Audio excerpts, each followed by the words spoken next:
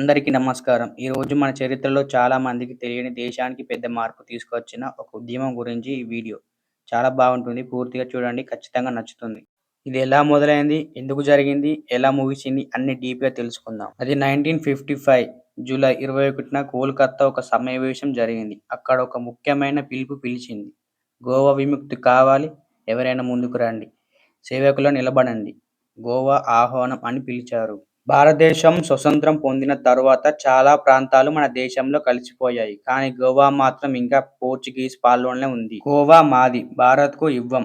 చర్చలు చాలా సార్లు జరిగాయి. కానీ ఫలితం ఏమీ లేదు. ఆ పిలుపు కొట్టిన వెంటనే దేశం నలుమూల నుండి విద్యార్థులు, రైతులు, కార్మికులు వందలాదిగా, తర్వాత వేలాదిగా మారి గోవా సరిహద్దుల వైపు ప్రయాణం మొదలుపెట్టారు. వారి చేతుల్లో ఆయుధాలు లేవు. వారి శక్తి అహింస.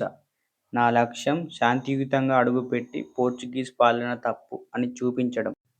ఆగస్టు 15, 1955 మన దేశం స్వతంత్ర దినోత్సవం. ఆ రోజు 3000 నుండి 5000 మంది సేవకులు గోవా సరిహద్దు వరకు చేరుకున్నారు. అందరూ శాంతియుతంగా అడుగు పెట్టబోతుంటే అకస్మాత్తుగా పోర్చుగీస్ పోలీసులు కాల్పు ప్రారంభించారు.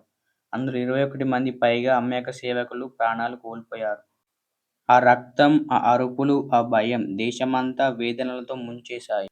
ఆ అహింసను చూసి అప్పటి ప్రధానమంత్రి జవహర్లాల్ నెహ్రూ పోర్చుగీస్ ప్రభుత్వంపై కఠిన నిర్ణయాలు తీసుకున్నారు.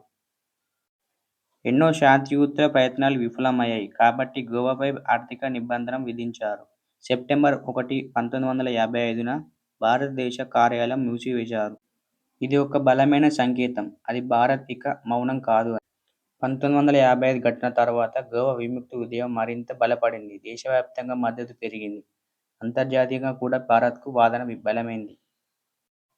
చివరకు 1961 డిసెంబర్లో భారత సైన్యం ఆపరేషన్ విజయ్ ప్రారంభించింది.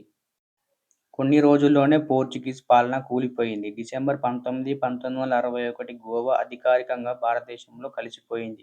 ఈ బాధ్యత నిండిన ప్రయాణానికి గర్వంతో నిలిపిన ముగింపు. 1955లో వచ్చిన గోవా ఆహ్వానం అనేది కేవలం నినాదం కాదు, ఒక ఉద్యమానికి తొలి మ్రోగు. అది వేలాది మంది సైనికుల నడక. వారి ధైర్యం, వారి వల్లే ఈరోజు గోవా మన భారతదేశంలో భాగమైంది. ఇది మనందరం తరతరాలుగా చెప్పవలసిన కథ. Thank you friends. ఈ వీడియో ఇక్కడి వరకు చూసినందుకు మన ఛానల్ని లైక్, షేర్ అండ్ సబ్స్క్రైబ్ చేసి మరింత సపోర్ట్ పెంచండి.